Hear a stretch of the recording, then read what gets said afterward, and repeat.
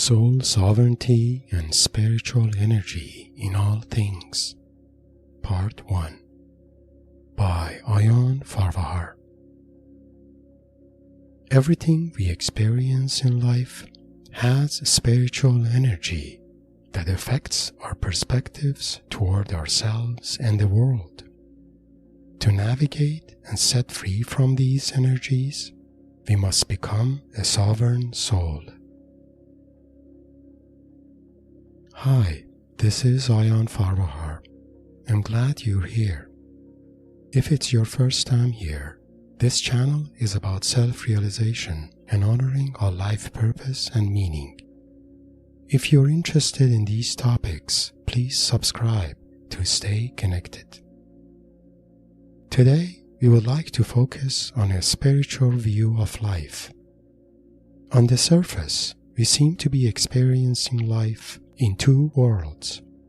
One is the seemingly material world, which we experience when we are awake. The other is a spiritual world that we can experience in dreams or meditations, or at a deeper level during active imagination, shamanic journeys, or other non-ordinary states of consciousness. These two worlds may seem distinct from each other, but if we pay deeper attention, everything we experience, even in the material world, seems to have a spiritual energy about it and can influence our feelings, thoughts, and perspectives. This spiritual energy can have a positive or a negative effect on us, depending on where we are, who we are around, or what we choose to tune in. For example, we are rejuvenated when spending time in nature and sitting by the fire, or feel inspired when around people we feel connected to. On the flip side, we could feel drained or overwhelmed when watching news or by what is happening around us. This is natural because we humans are sentient and soulful beings and are affected both psychologically and spiritually by the energy of our surroundings and everyone around us. Our mood and energy level changes during the day depending on what we are exposed to. Even when meeting people for the first time, we intuitively know whether we like or dislike them before even knowing who they are. But why is that? What is this invisible connection we all seem to have with everyone and everything around us? It appears that there is a subtle spiritual energy in all things around us, and our soul is in constant communication and exchange with this energy. This presentation is focused on this exchange and the idea that life is the journey of the soul through these energies, the journey of the soul to sovereignty from them, sovereignty from everything in the world that distracts us from becoming whole or our most authentic self. Soul sovereignty is a personal declaration of independence, the independence from all things that block the full realization of our uniqueness and individuality. Only through soul sovereignty one is empowered to manifest the most authentic and meaningful life in one's destiny. Before we start, please note that the ideas presented here are contemplative and spiritual in nature. They are based on personal views and understanding, and therefore are not meant to reflect any absolute or factual argument. So if you choose to listen in, please use your intuition and spiritual insight to check if you connect to some of these ideas. And consider doing your own research, especially around ideas you resonate with the most. I try to provide some references in the description below, but further reading and contemplations are always encouraged because spiritual concepts are inherently personal and deserve to be honored at their uniquely personal way. The ideas presented here are organized as a three-part series outlined as follows. Part 1 is focused on ideas inspired by a shamanic view of the world and the concept of sovereignty of the soul. Part 2 goes deeper into spiritual aspects and provides a classification of different types of spiritual energies and their impulses. Part 3 is less about concepts and more about practical changes we can embrace in our daily life to move closer to soul sovereignty and through that become an authentic individual. The links to all parts are provided in the description below. Part 2 is considered optional but could be interesting to you if you feel comfortable with spiritual concepts or want to elevate your spiritual insights. If you're rather interested in more practical ideas, you can skip Part 2 and jump directly to Part 3.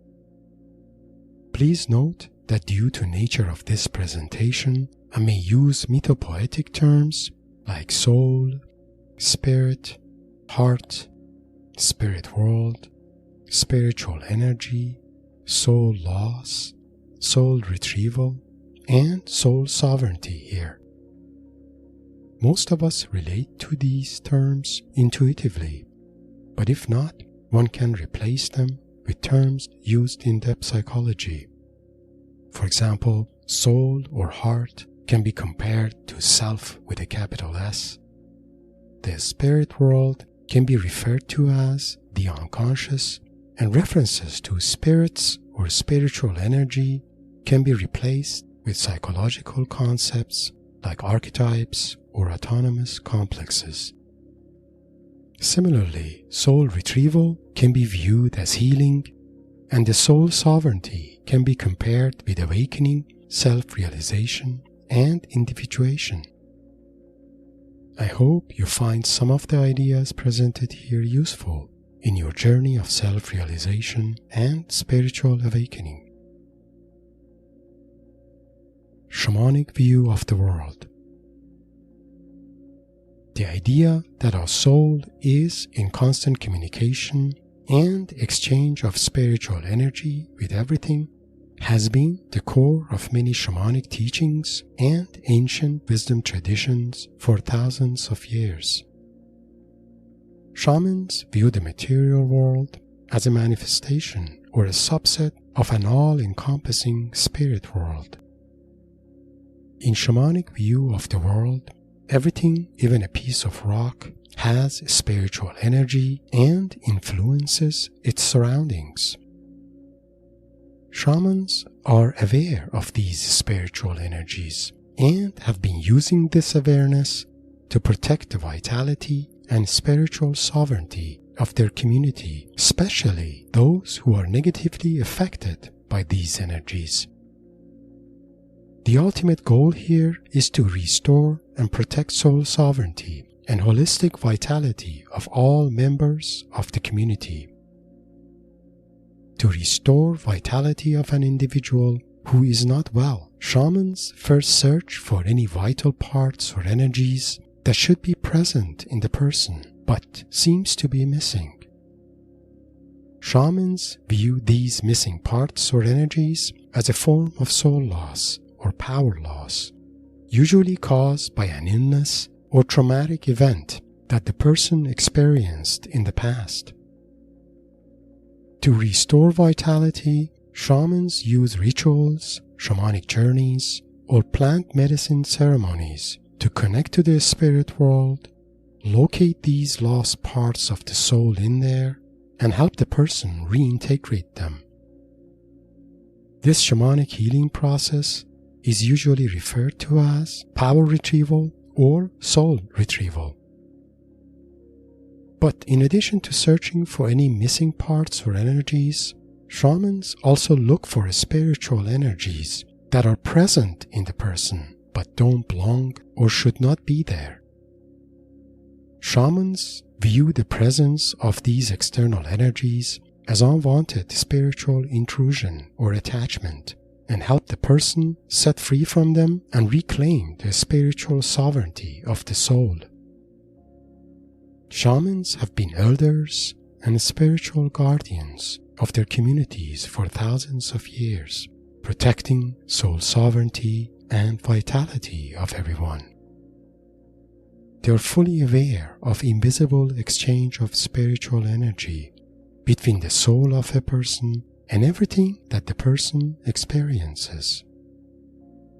They intuitively know how such energy, especially after an illness or emotional distress, can lead to soul loss or even unwanted attachment of negative energies. Unfortunately, today, most of us no longer have access to shamans or community elders. The holistic wisdom of the elders are now replaced with modern psychology and spirituality, both of which are essential but not as connected enough to support the holistic vitality and soul sovereignty we all need. Many of us are noticing the absence of elder wisdom and have decided to take things on our own hands.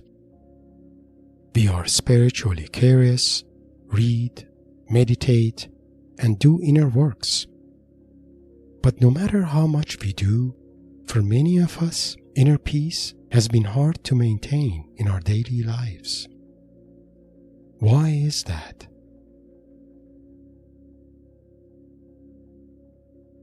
To me, the answer lies in our environment and interactions and our invisible exchange of energy with them. This is the very reason we must learn to pay attention, notice these energies, and navigate their influences. Only then we have an opportunity to restore our soul sovereignty. Soul sovereignty and free will. The concept of soul sovereignty may seem intuitive and somehow interchangeable to exercise of free will in life. However, the word sovereignty here has a spiritual relevance. For example, you and I have probably noticed how our mood could change in the course of the day, depending on where we are, who we meet, or what we hear or do. Most of us accept these changes as a part of our personality and have learned to rationalize and cope with them. But let's contemplate on this for a moment. If everything that happens around us can have such influence on our mood, feelings, and thoughts, then who really is in charge of our life? Is that us? Or rather, what happens around us?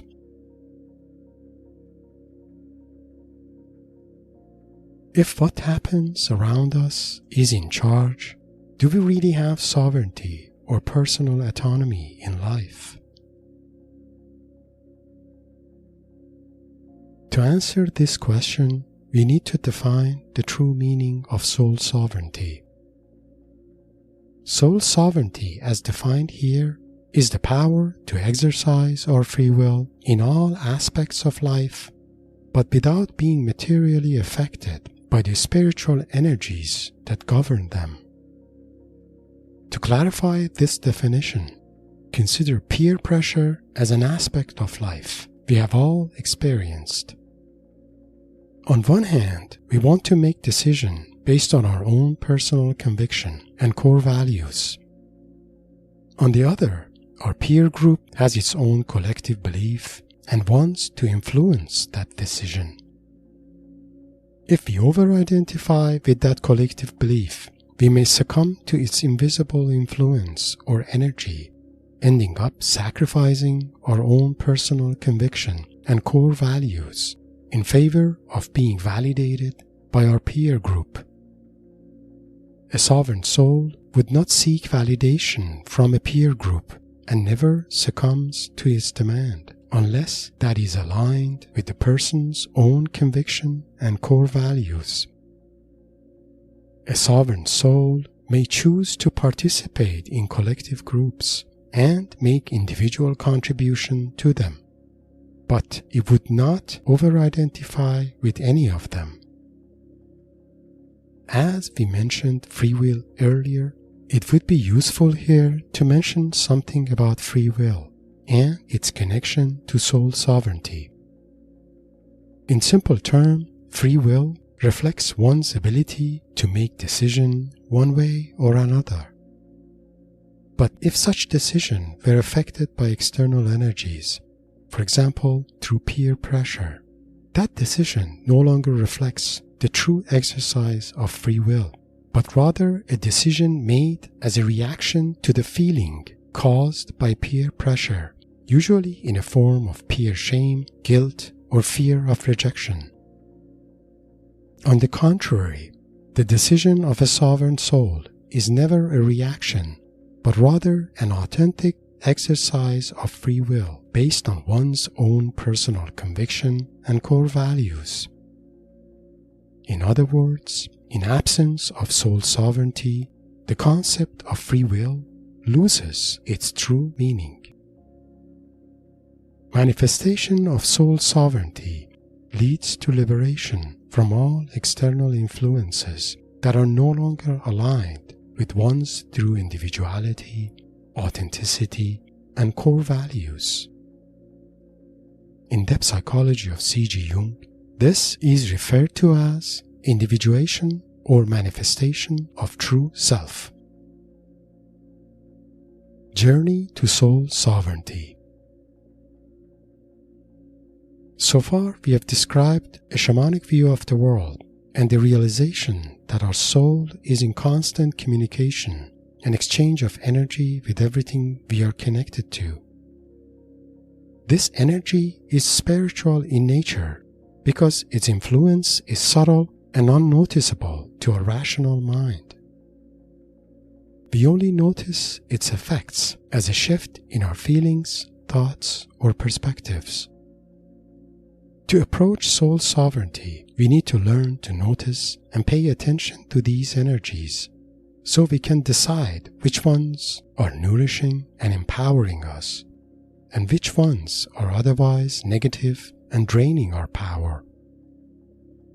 We want to stay connected to those that are positive and disengage from others that are negative.